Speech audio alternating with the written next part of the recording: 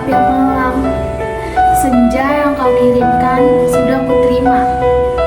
Kukira sama lengkap seperti ketika engkau memotongnya di langit yang kemerah-merahan itu, lengkap dengan bau laut, desir angin, dan suara hempasan ombak yang memecah pantai. Ada juga kepak burung-burung, lambaian pohon-pohon nyiur dalam kekelaman, sementara di kejauhan perahu layar merayapi cakrawala dan melintasi matahari yang sedang terbenam. Aku pun tahu, Sukap, senja yang paling keemas-emasan sekalipun hanya akan berakhir dalam keremahan menyedihkan. Ketika segala makhluk dan benda menjadi siluet, lantas menyatu dalam kegelapan, kita sama-sama tahu keindahan senja itu pastinya untuk selesai dan menjadi malam dengan kejam. Manusia memburu senja kemana-mana, tapi dunia ini fana, Sukap, seperti senja. Kehidupan mungkin saja memancar, gilang, gemilang, tetapi ia berubah dengan pasti. Waktu mengubah segalanya tanpa sisa, menjadi kehitaman yang membentang sepanjang pantai, hitam, sunyi, dan kelam. Rupa-rupanya dengan cara seperti itulah dunia mesti berakhir. Senja yang engkau kirimkan telah menimbulkan bencana tak terbayangkan. Apakah engkau tahu suratmu itu sampai 10 tahun kemudian? Engkau tidak akan tahu, Sukap. Seperti juga engkau tidak akan pernah tahu apa yang terjadi dengan senja yang kau kirimkan ini. Senja yang paling tai kucing dalam hidupku, Sukap. Senja sialan yang paling tidak mungkin diharapkan manusia. Senja ini baru tiba 10 tahun karena tukang pos yang jahil itu rupanya penasaran dengan cahaya kamera emas-emasan yang memancar dari amplop itu, Sukap. Cahaya itu telah mengganggunya semenjak ia mengenjot sepeda dari kantor pos, berkilau-kilau dan memancar di tas surat yang tergantung di boncengan sepeda. Begitu rupa sehingga cuaca siang hari menjadi kacau. Angin menderu dan ombak terdengar menghempas-hempas. Meskipun ia bersepeda mendaki Bukit Kapur, demikianlah, maka ia suatu ketika berhenti. Dari dalam tas itu terdengar suara-suara. Ia bukakan tas itu, dan ia melihat amplop Federal Express yang sudah tidak putih lagi, melainkan merah keemas-emasan, Sukap. Seperti senja dengan matahari terbenam di balik cakrawala. Tukang pos itu mengambil amplop tersebut. Menimang-nimangnya agak berat juga. Maklumlah, bukankah amplop itu berisi senja, Sukap? Senja dengan matahari merah membara yang turun perlahan-lahan di balik cakrawala. Seperti semua senja yang ada di balik kantor pos. Tapi yang kamu kirim itu bukan kartu pos, Sukap. Yang kamu kirim itu senja di tepi pantai dengan hembasan ombak, bau laut, dan angin yang asin.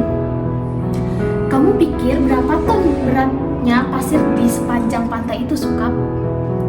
Kira-kira sedikit dong. Masih lumayan tukang pos itu kuat mengenjot sepedanya mendaki Bukit Kapur. Buset! Kalau anak-anak kecil tahu ada matahari terbenam di dalam amplop itu, lantas bagaimana? Kau tahu lah, Sukap, anak-anak di daerah Bukit Kapur begini tidak punya mainan yang aneh-aneh seperti di kota. Mereka hanya tahu kambing dan kerbau, ikan dan belut, sungai dan jagung. Nasi saja mereka jarang sentuh. Anak-anak yang tidak pernah tahu mainan robot berjalan dengan cahaya di dadanya berkedip-kedip pasti akan penasaran sekali dengan cahaya senja yang memancar berkilauan. berkilauan dan keemas-emasan itu, Sukap.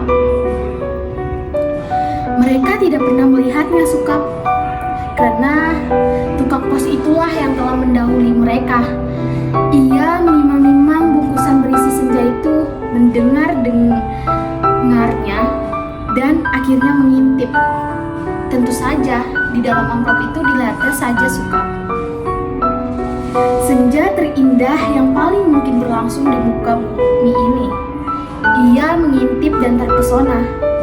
Ia buka amplop itu. Sebetulnya, menurut kode etik profesi itu tidak boleh.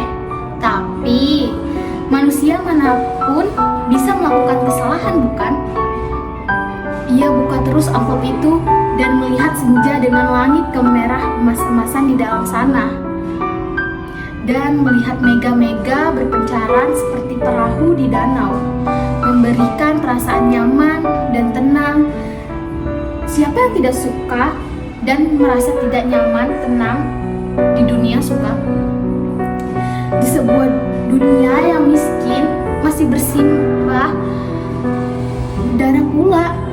Maka jangan salahkan tukang pos itu, Suka. Jika ia kemudian begitu penasaran dan memasuki senja yang terbentang. Tidak ada yang tahu apa nasib waktu. Ketika anak-anak akhirnya berkerumunan di sekitar sepeda yang tergeletak itu, mereka hanya melihat cahaya senja yang kemerah-merahan yang semberuat membakar langit. Amplop itu hanya bocor sedikit, tapi akhirnya sudah begitu rupa. Ini semua gara-gara kamu, Sukap. Sukap yang malang, bodoh, dan tidak pakai otak. 10 tahun lamanya tukang pos itu mengembara di dalam amplop. Kita tidak pernah tahu apa yang dilakukannya di sana. Apakah dia kawin, beranak pinak, dan berbahagia, atau selama itu dia hanya duduk saja memandang matahari terbenam dengan perasaan kehilangan. Sementara langit yang tadinya merah keemas-emasan perlahan-lahan menggelap kebiru-biruan. Aku juga tidak tahu bagaimana cara menikmatinya. Senja di dalam amplop, Sukap. Sebuah ruang yang sungguh-sungguh terdiri dari waktu. Apakah waktu bisa diulang atau bagaimana? Aku belum pernah memasuki senja di dalam amplop. Atau apakah di dunia ini sebetulnya seperti dalam amplop, ya, Sukap? Di mana kita tidak tahu apa yang berada di luar diri kita. Di mana kita merasa hidup penuh dengan makna, padahal yang menonton kita tertawa-tawa sambil berkata, "Ah, kasihan betul manusia." Apakah begitu, Sukap? Kamu yang suka berhayal barangkali tahu. Tapi aku tidak mau khayalan. Aku tidak mau kira-kira. Meskipun usaha kira-kira itu begitu canggih sehingga disebut ilmiah. Aku mau tahu yang sebenarnya. Apakah ada yang menyaksikan kita sambil tertawa-tawa? Kalau iya, apalah arti hidup ini, Sukap?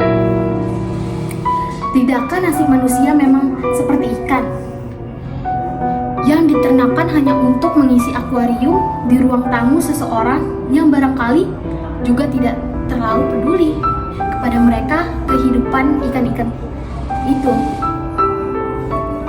Aku tidak pernah tahu ketika ada seorang pun yang tahu apa yang dialami tukang pos di dalam amplop.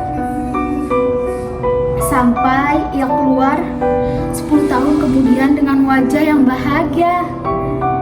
Ia sudah 10 tahun menghilang di dalam amplop, tapi ia tidak tampak bertambah tua. Apakah waktu di dalam amplop tidak bergerak? Tepatnya, apakah senja di dalam amplop tidak berhubungan dengan waktu? Apakah tidak ada waktu di dalam amplop Federal Express itu?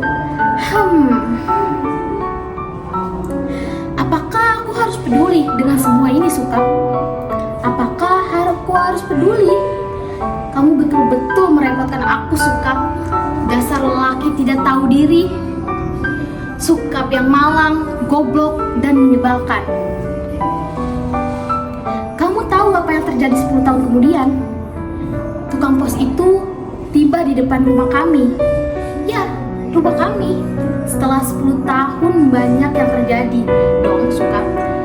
Misalnya bahwa kemudian aku kawin, beranak pinak, dan berbahagia. Jangan kaget. Dari dulu aku tidak mencintai kamu, Sukap. Dasar bego, dikasih isyarat tidak mau mendengarkan. Sekali lagi, aku tidak mencintai kamu. Kalau toh aku kelihatan baik selama ini padamu, terus terang aku harus kukatakan sekarang. Sebetulnya aku cuma kasihan. Terus terang aku kasihan sama kamu, Sukap. Mencintai begitu rupa, tapi tidak tahu yang kamu cintai sebetulnya tidak mencintai kamu. Makanya jangan terlalu banyak berhayal, Sukap. Pakai otak dong sedikit. Hanya dengan begitu kamu akan selamat dari perasaan cintamu yang tolol itu. Tapi bukan cinta tai kucing ini yang sebetulnya ingin kuceritakan padamu, Sukap. Soal cinta ini sama sekali tidak penting. Kamu harus tahu apa akibat perbuatanmu ini, Sukap. Mengirim sepotong senja untuk orang yang sama sekali tidak mencintai kamu. Tahu apa akibatnya? Begitu tukang pos itu pulang, setelah menceritakan kenapa kiriman Federal Express bisa terlambat 10 tahun, kubuka amplop berisi senja itu, dan terjadilah semua ini. Apa kamu tidak tahu, Sukap? Senja itu meski cuma sepotong, sebetulnya juga semesta yang utuh. Kamu kira matahari terbenam itu besarnya seperti apa? Seperti apa? Kalau sepotong senja itu di dalam autorus sih tidak apa-apa. Tapi ini keluar dan lautnya membludak tak tertahankan lagi. Bagaimana aku tahu amplop itu berisi senja, Sukap? Aku bukan penghayal seperti kamu. Hidupku penuh dengan perhitungan yang matang. Aku tahu betul untung rugi setiap perbuatan. Terutama apa untung ruginya untuk diriku sendiri. Betapa pentingnya hidupku selamat demi suamiku dan anak-anak. Pura-puranya aku ini juga perempuan setia. Itu pula sebabnya sebelum maupun sesudah kawin, aku tidak sudi berhubungan dengan kamu, Sukap. Lagi pula aku tidak mencintai kamu. Mau apa? Tapi kamulah yang tidak tahu diri, mengirim senja tanpa kira-kira. Dunia ini jadi berantakan tahu. Berantakan dan hancur lebur tiada terkira. Setelah amplop itu kubuka dan senja itu keluar, matahari yang terbenam dari senja dalam amplop itu berbenturan dengan matahari yang sudah ada. Langit yang biru bercampur aduk dengan langit kemerah-merahan yang terus-menerus berkeredap menyilaukan karena cahaya kemas-kemasan yang menjadi semburat tak beraturan. Senja yang seperti potongan kue menggelap. Pantai terhampar seperti permadani di atas bukit kapur. Lautnya terhempas langsung, membanjiri bumi dan menghancurkan segala-galanya. Bisalah kau bayangkan, Sukap, bagaimana orang tidak panik dengan gelombang raksasa yang tidak datang dari pantai, tapi dari atas bukit. Air bah membanjiri bumi seperti zaman Nabi Nuh. Dunia menjadi gempar. Tidak semua perahu yang ada cukup untuk seluruh umat manusia, kan? Lagi pula, sampai kapan kapal dan perahu itu bertahan? Tiada satu kota pun yang selamat. Lautan dari senjamu yang membuat langit merah membara itu menghempas dan membanjiri bumi dengan cepat sekali. Gedung-gedung pencakar langit di setiap kota besar di seluruh dunia, gunung-gunung tertinggi di muka bumi, semuanya terendam air. Sukap, bumi ini sekarang sudah terendam air. Di mana-mana air dan langit, senja tak kunjung berubah menjadi malam. Segalanya kau kacau, Sukap, gara-gara cintamu yang tak tahu diri. Sukap yang malang, paling malang, dan akan selalu malang. Aku menulis surat ini dengan kertas dan pena terakhir dunia. Di atas puncak Himalaya, di hadapanku ada semua sampan kecil dengan sepasang dayung dan sebungkus sukermi. Itulah makanan terakhir di muka bumi. Sisa manusia yang menjadi pengembara lautan di atas kapal dan perahu telah mati semua karena kehabisan bahan makanan maupun mayat teman-temannya sendiri. Manusia memang banyak akal, tapi menghadapi senja dari dalam amplop itu tidak ada jalan keluar. Banyak orang mempertanyakan diriku, kenapa aku membuat dirimu begitu cinta menggebu-gebu? Padahal cinta secuil pun juga tidak, sehingga kamu mengirimkan sepotong senja itu kepadaku dan tumpah ruah membanjiri bumi. Tapi coba kau katakan, tapi itu bukan salahku, toh Sukap. Aku tidak mau disalahkan atas bencana yang menimpa manusia. Mengapa cinta harus menjadi begitu penting sehingga kehidupan terganggu? Ini bukan salahku. Air laut kulihat makin dekat. Setidaknya setengah jam lagi tempat aku menulis surat ini sudah akan terendam seluruhnya. Aku akan naik perahu, mendayung sampai teler, makan supermi mentah, lantas menanti maut. Akan kukirim kemana surat ini? Barangkali kamu pun sudah mati, Sukap. Semua penggembara di lautan sudah mati. Sedangkan di puncak tertinggi di dunia ini tinggal aku sendiri. Dari hari ke hari, memandang senja yang selesai, di mana matahari tidak pernah terbenam lebih dalam lagi. Semesta dalam amplop itu telah menjadi pemenang dalam benturan dua semesta. Namun semesta dalam amplop itu cuma sepotong senja, sehingga dunia memang tidak akan pernah sama lagi. Kalau aku mati nanti,